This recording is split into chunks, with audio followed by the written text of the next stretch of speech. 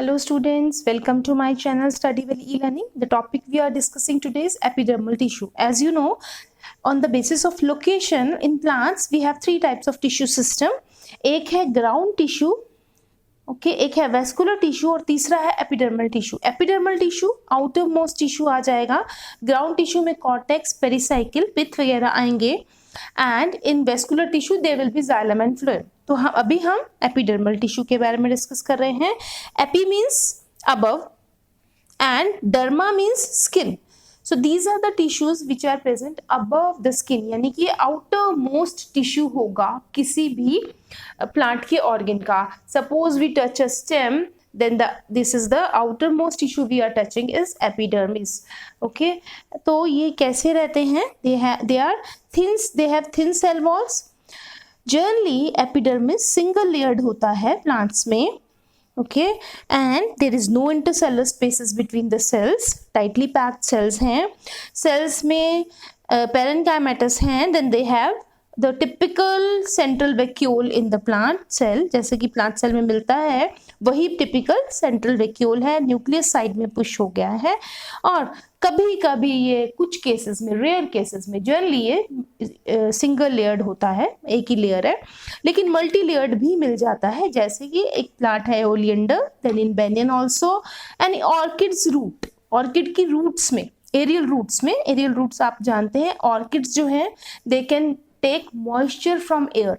उनको पानी नहीं मिल रहा, वो दूसरे प्लांट्स के ऊपर एज एपीफाइट्स ग्रो कर जाते हैं क्योंकि वो मॉइस्चर ले सकते हैं एयर से. तो इसलिए क्योंकि उनके पास एक स्पेशल टिश्यू रहता है which is called velamen tissue. Okay, तो जो एपिडर्मिस है, now you know this is the outer most covering of the cell plant. Okay, this is outer most covering.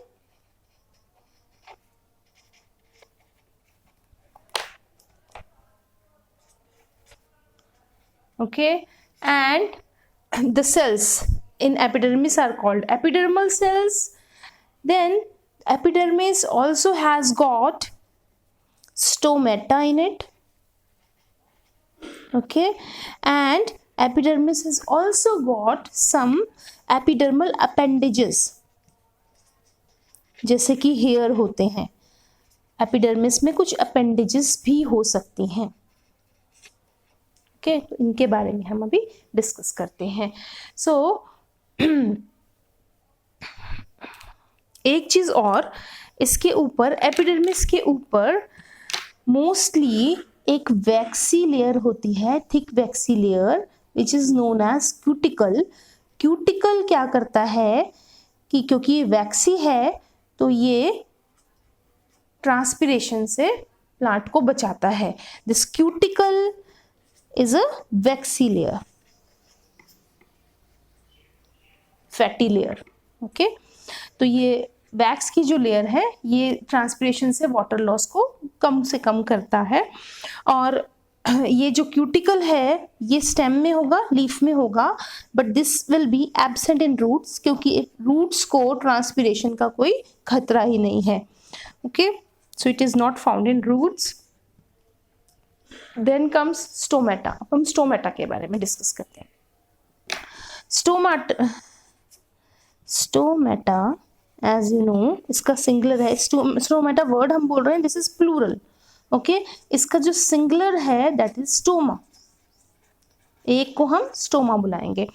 तो जो स्टोमेटा है वो आप जानते हैं कि ये गैस एक्सचेंज के लिए जरूरी है. इनका काम है एक्सचेंज ऑफ गैसेस, ऑक्सीजन लेना और कार्बन डाइऑक्साइड छोड़ देना, और कार्बन डाइऑक्साइड लेना फोटोसिंथेसिस के लिए और ऑक्सीजन रिलीज कर देना. Then it also help in transpiration. Transpiration के बारे में आप जानते हैं कि ये जो एरियल पार्ट्स हैं प्लांट के वो वाटर लॉस करते हैं, वेपर की फॉर्म में वाटर उड़ जाता है एरियल पार्ट से, दैट इज ट्रांसपिरेशन. और ये जो ट्रांसपिरेशन है ये प्लांट के लिए नेसेसरी भी है क्योंकि ये वाटर एब्जॉर्प्शन में हेल्प भी करता है. So transpiration is called a necessary evil. तो ट्रांसपिरेशन भी स्टोमेटा के थ्रू होता है, वाटर वेपर्स स्टोमेटा के थ्रू जाते हैं. तो यहाँ पर हमारा है ये एपिडर्मिस. एपिडर्मिस के बीच में कुछ छोटे छोटे पोर्स हैं जिनको हम स्टोमेटा बोल रहे हैं, जिनको हम स्टोमेटल अपर्चर बोल रहे हैं। तो इन स्टोमेटा का हम डिस्कस करते हैं स्ट्रक्चर। तो जो हम डाइकोट पढ़ेंगे, if we are looking at a dicot stomata, then we will find कि जो स्टोमेटा है, जो स्टोमा है, जो स्पोर है, द स्टोमेटल अपर्चर और simply stoma is surrounded by two cells, okay, and these two cells are called guard cells. इन्हें हम बुलाते हैं guard cells, okay, cells. और इनकी शेप आप देख रहे हैं, they are of kidney shaped.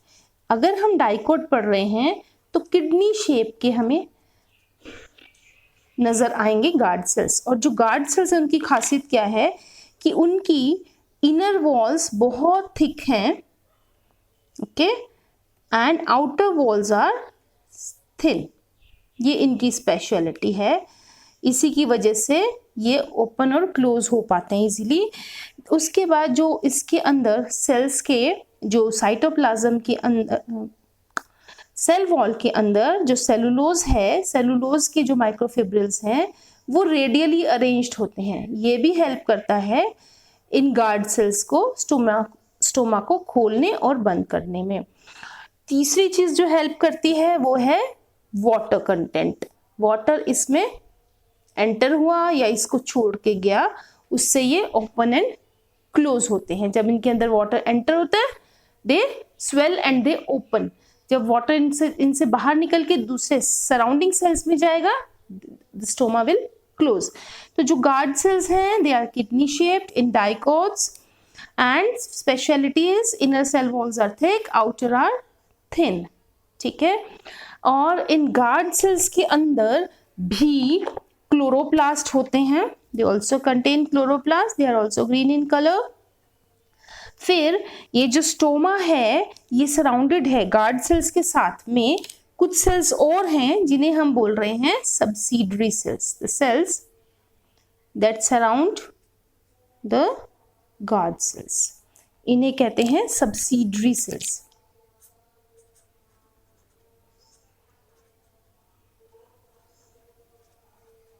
Okay, let's label 2, then we can write cells.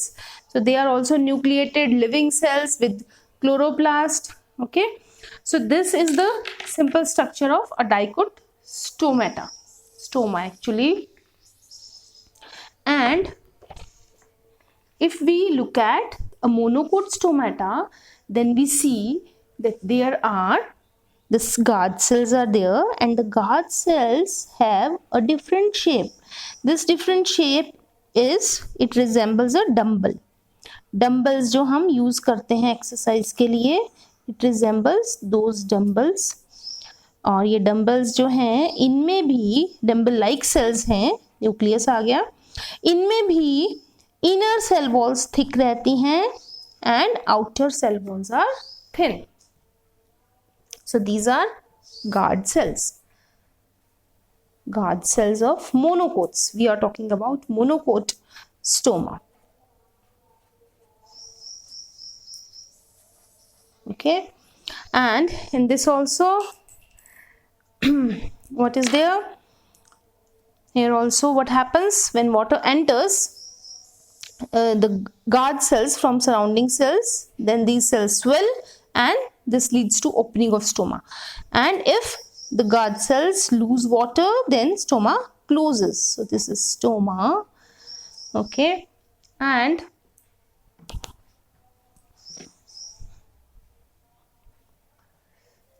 then yes, one more thing. तो ये गैस एक्सचेंज करेंगे, ट्रांसपिरेशन करेंगे, और जो ये जो स्टोमा है कई बार क्या होता है, इनके ऊपर अगर हम ऊपर से देख रहे हैं तो सब्सिडरी सेल्स ऊपर हैं और सब्सिडरी सेल्स के नीचे जाके ये गार्ड सेल्स हैं। ओके, देन दिस टाइप, और तो ओपनिंग जो पोर है वो लगेगा स्टोमेटल पोर, ऐसे लगेगा कि थोड़ी पिट में गया हुआ है, वहां पर ये स्टोमा ओपन हो रहा है। ठीक है, एक छोटा सा पिट बनकर, तो इसको बोलते हैं स्टोमा इन पिट, तो इसे बोलते हैं sunken stomata. Sunken, stomata sink हो गया। ओके, क्यों संकन है? ताकि जो विंड करंट से यहाँ से वाटर का लॉस मिनिमम हो सके। ठीक है, इंस्टेड कि वो ऊपर एक्सपोज था, उसको थोड़ा सा डीप पिट में रख दिया गया स्टोमेटा में, तो विंड करंट्स आएंगे तो there is chances of transpiration becomes lesser. Okay, तो संकन स्टोमेटा हमें किस में मिलते हैं? We see these in ज़ीरोफाइट्स। ज़ीरोफाइट्स के अंदर हमें संकन स्टोमेटा मिल जाएंगे। Then next thing, one more thing, stomata का डिस्ट्रीब्यूशन भी देख लेते हैं कैसा रहता है। तो कुछ लीव्स हैं, जैसे डाइकोट के लीव्स होते हैं जिनको हम डॉर्सी वेंट्रल लीव्स बुलाते हैं। डॉर्सी वेंट्रल क्यों बोलते हैं इनको?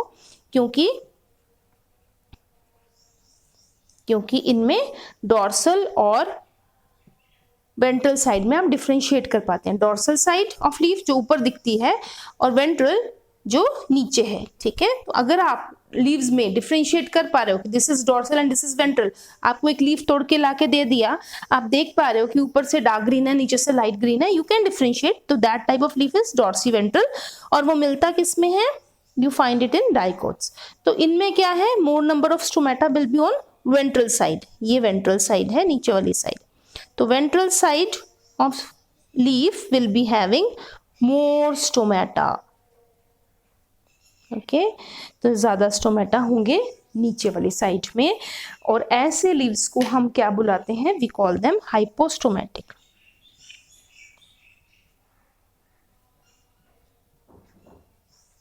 Okay, and in isobilateral type of leaves, isobilateral leaf वो होता है जिसमें आप ये दोनों साइड्स में you cannot differentiate. Iso means same, bilateral two sides. Okay, iso same, bi means two and lateral means sides. Lateral sides हैं ये दोनों साइड्स पे स्टोमेटा मिल रहे हैं, नॉर्मल इक्वल नंबर, तो ऐसे को बोलते हैं हम एम्फीस्टोमेटिक।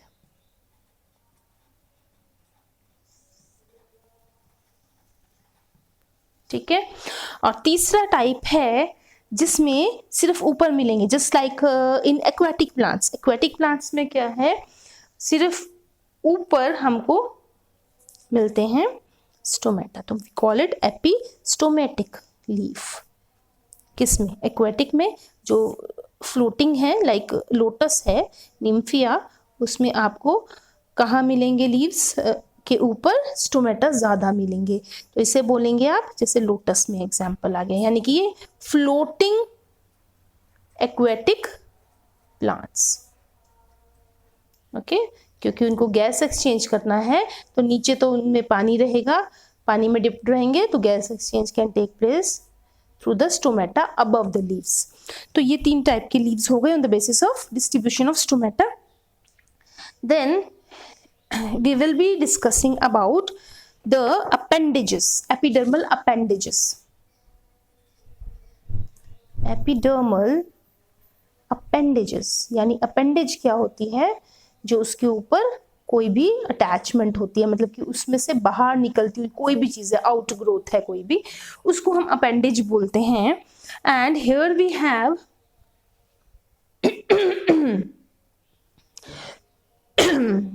We have hair. ठीक है, हेयर कैसे हो सकते हैं? Root hair and stem hair. If these are root hairs, then root hair, these are unicellular. Stem hair, both uni and multicellular. Okay, अगर हम रूट हेयर देखते हैं तो हमको दिखता है एपिडर्मल सेल में से, एक सेल में से ही ये हेयर बाहर आ रहा है। ठीक है, so this is root hair, और रूट हेयर्स हमेशा यूनिसेलुलर होंगे, but stem hair are what? Multicellular.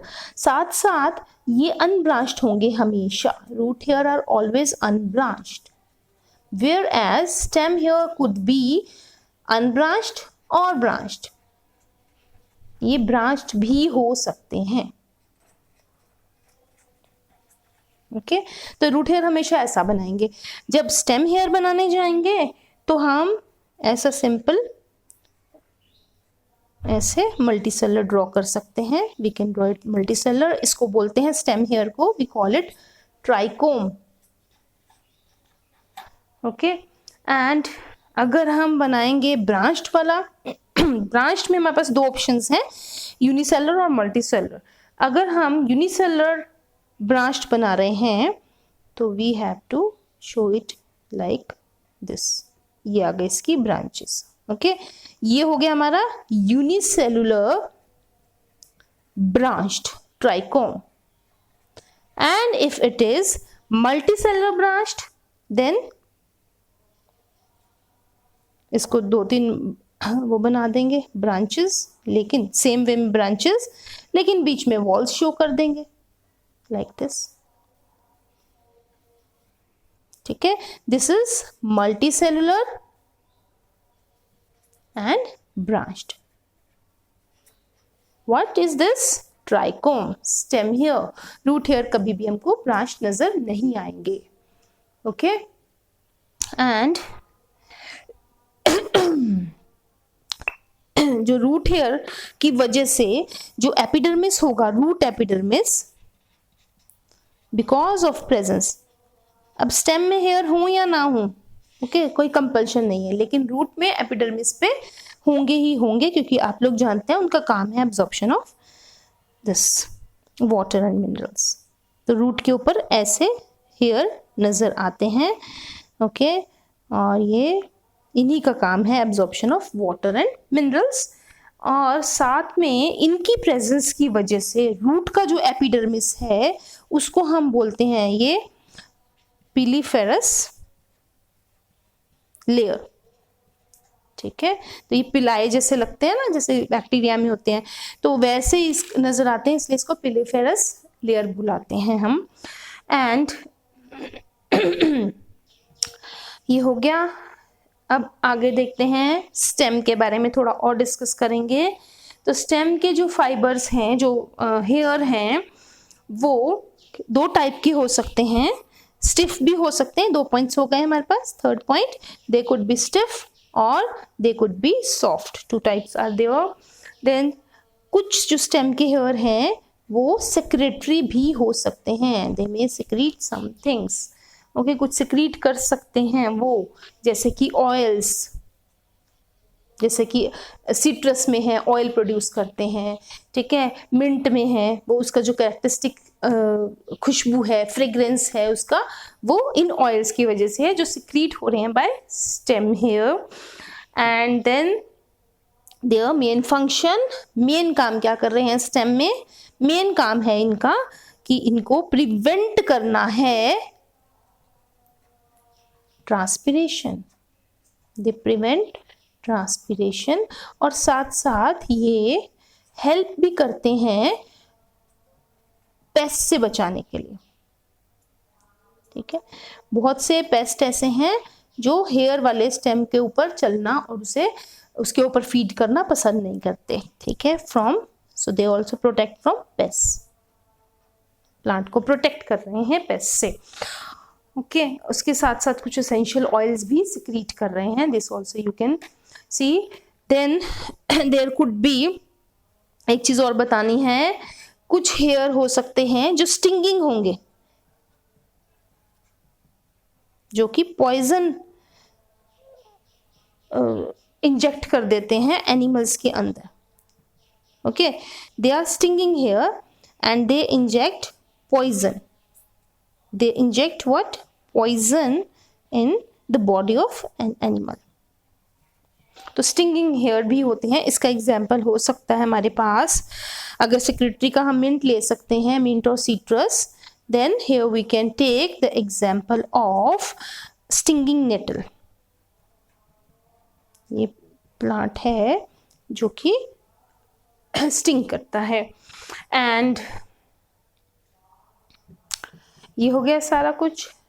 ठीक है, then I want to tell you one more thing कि जो एपिडर्मल अपेंडेजेस हैं जिनको हम बुला रहे हैं root hair, stem hair, trichomes, और एपिडर्मल अपेंडेजेस और भी हो सकते हैं जिनको हम कहते हैं इमर्जेंसेस. अब if we take it as 1 2 we can make it 3 जिसको हम बोल रहे हैं इमर्जेंसेस. जैसे कि हमारे इनमें कुछ आ जाते हैं, ये मल्टीसेलर होती हैं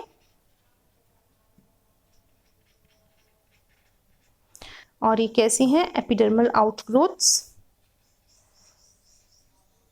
other than stem hair, other than trichomes. Okay, तो इसमें एग्जाम्पल आ जाता है हमारे पास प्रिकल्स का. रोज में जो प्रिकल्स होते हैं, रोज में देखिए ना तो वो स्पाइंस हैं ना ही वो थॉर्न्स हैं, दे आर प्रिकल्स, क्योंकि वो सिर्फ एपिडर्मिस की आउटग्रोथ है.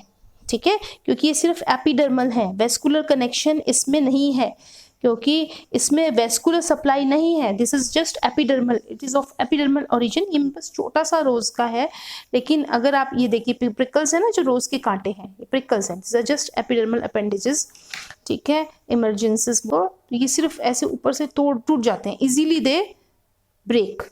ओके, जबकि अगर आप स्पाइन को तोड़ने जाएंगे या थॉर्न को तोड़ने जाएंगे तो इजीली तोड़ नहीं पाते, क्योंकि वो वेस्कुलर सप्लाई तक अंदर तक कनेक्टेड है. ये नहीं है, ये सिर्फ एपिडर्मिस के ऊपर है. Easily you can break this off. ठीक है, तो ये है हमारे पास प्रिकल्स ऑफ रोज. ठीक है, so they are of epidermal origin. तो ये हो गया हमारा इमरजेंसीज, सेक्रेटरी, स्टिंगिंग, सारा बता दिया मैंने आपको. Last thing we have is the functions of this epidermis. Epidermis क्या फंक्शन परफॉर्म करता है? एपिडर्मिस का मेन काम है प्रोटेक्शन, प्रोटेक्ट करेगा वो बाहर से. ठीक है, और साथ साथ क्या करता है, जो रूट हेयर हैं वो भी एपिडर्मिस से बने हैं, तो रूट हेयर हेल्प कर रहे हैं वाटर and mineral absorption. ठीक है, देन और क्या करता है, जो स्टेम हेयर हैं हमारे पास, स्टेम हेयर हेल्प करते हैं, दे प्रिवेंट ट्रांसपीरेशन, तो वाटर लॉस को वो प्रिवेंट कर रहे हैं. Okay, then the epidermal hair ही साथ साथ स्टेम हेयर ये इंसुलेशन का काम भी कर रहे हैं, इंसुलेटिंग लेयर भी बना रहे हैं. फिर साथ साथ जो स्टिंगिंग हेयर हैं, स्टिंगिंग हेयर या फिर prickles, they help, they protect the plant from, protect किससे कर रहे हैं, ग्रेजिंग एनिमल से. They are protecting from, protect the plant from grazing animals. Animals उसको नहीं खाएंगे जिसके ऊपर स्टिंगिंग हेयर होंगे, जिसके ऊपर प्रिकल्स होंगे. ठीक है, फिर जो एपिडर्मिस के ऊपर स्टोमेटा है वो बहुत ज़रूरी है, क्योंकि वो हेल्प कर रहे हैं गैस एक्सचेंज में, और साथ साथ हेल्प कर रहे हैं इन ट्रांसपिरेशन. ट्रांसपिरेशन भी ज़रूरी है प्लांट के लिए, वाटर एब्जॉर्प्शन में, वाटर एसेंट ऑफ सैप में हेल्प करता है transpiration. And one more thing, जो ट्राइकोम्स हैं वो एनिमल्स के साथ, एनिमल के स्किन के साथ अटैच होकर they help in, they also help in what, seed in fruit dispersal.